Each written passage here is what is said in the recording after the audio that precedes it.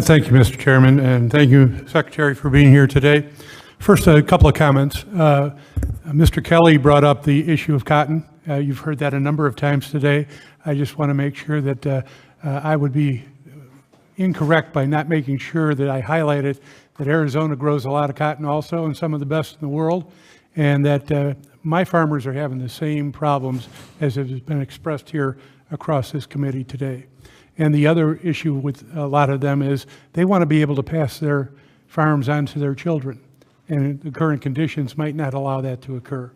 And the immigration issue has been brought up in each and every one of the roundtables I've had with the agriculture community within the state.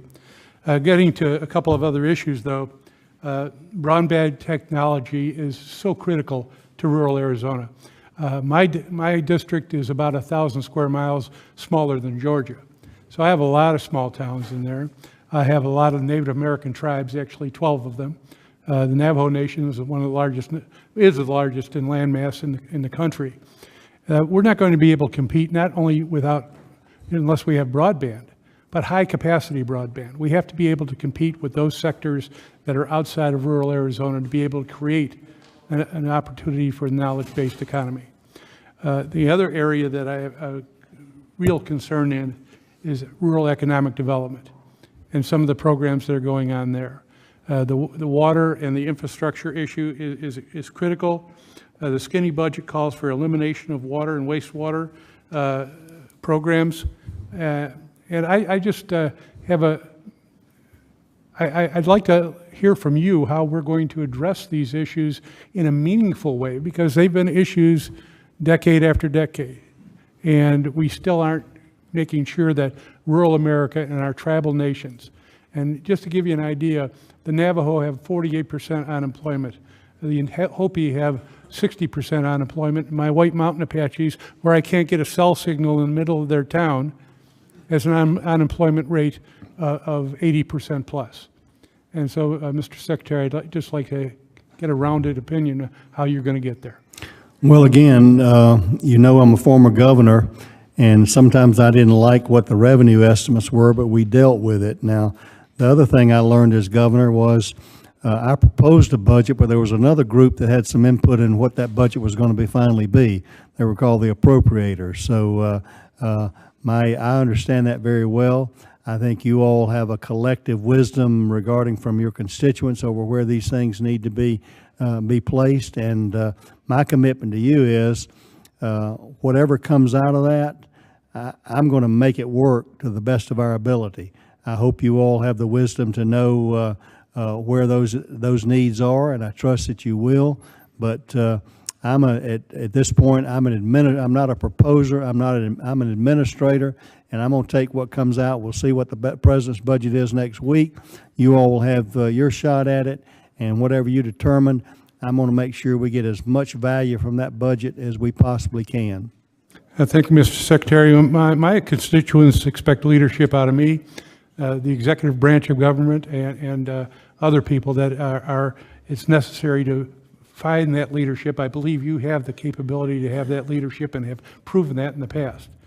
So I will look forward to working with you on these issues.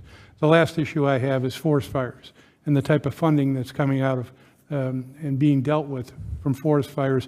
It takes a huge amount of money away from the ongoing maintenance of our forests and the preventative issues that will help us out in not only maintaining a critical natural resource, but in clearly identifying the need going forward of lessening the impact of forest fires on our cost. So if you can give me an idea of what direction you might be going in there. We want to get the federal fire budget corrected and not from being upside down as soon as possible. I know that its appropriators are in a different section than the ag appropriators, but we're working with them on the House and the Senate side to help get that corrected, because, you know, renewable resources, not only, we've got a great asset out here in the U.S. Forest Service lands out there that ought to be productive, revenue generating, jobs creating, and that's my goal, is to get the U.S. Forest Service right size where we're in the prevention business and not the suppression business. And But the prevention part of that means economic activity. It means jobs. That means we got to have the money to restore roads and make sure that loggers can get in here and get that out. It means we got to do some regulatory work over getting the litigation issues out.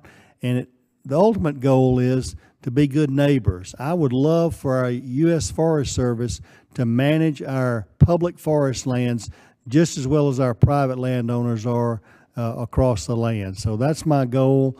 It's a big challenge. It requires your help in the fire budget and maybe policy-wise in getting forest fires treated like natural disasters like floods, hurricanes, tornadoes. That may be one part of the solution. So it's a challenge I look forward to, and I hope that in 2 to 3 years you'll see we have a much more productive, renewable forest, U.S. forest, than we have now. Thank you, Secretary. Thank you, Mr. Chairman.